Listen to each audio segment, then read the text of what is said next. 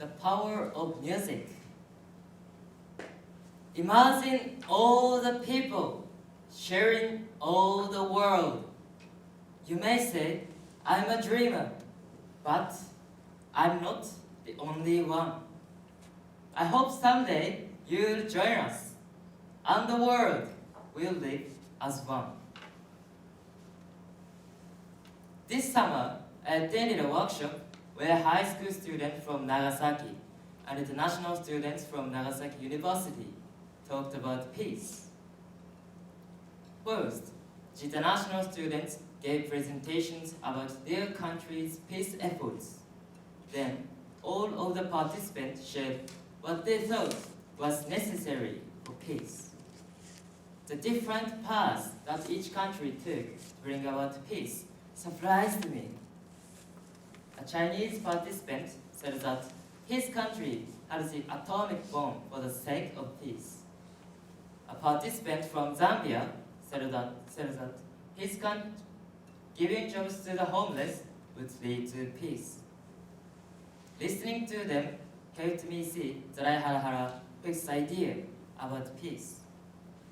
I took it for granted that peace could come about only with the eradication of nuclear weapons.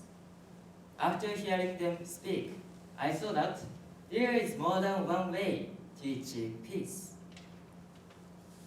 Later, when participants were discussing what was necessary for peace, I heard something insightful.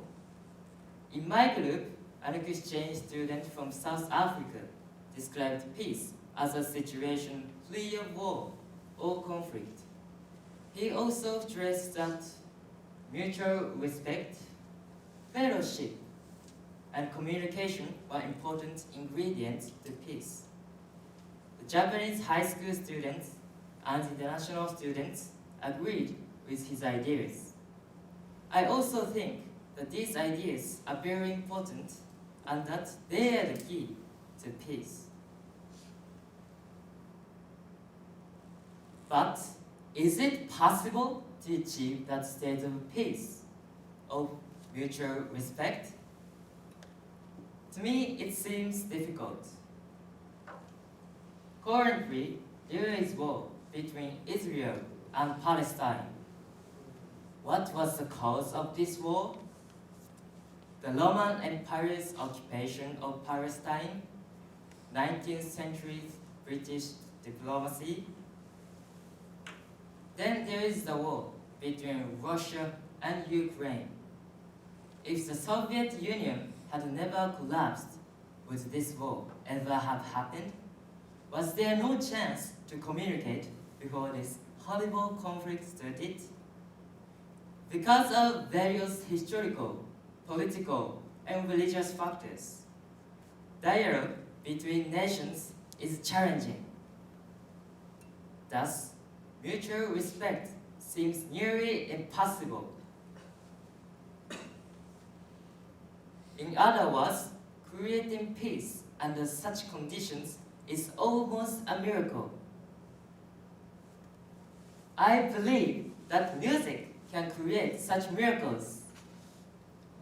This summer, I stayed in America for 2 weeks. Even during as short a time as 2 weeks, I was able to feel the wonder of music.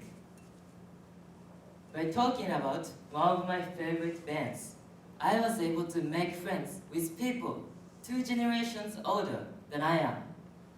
It's surprising how well people who are interested in the same bands can get along.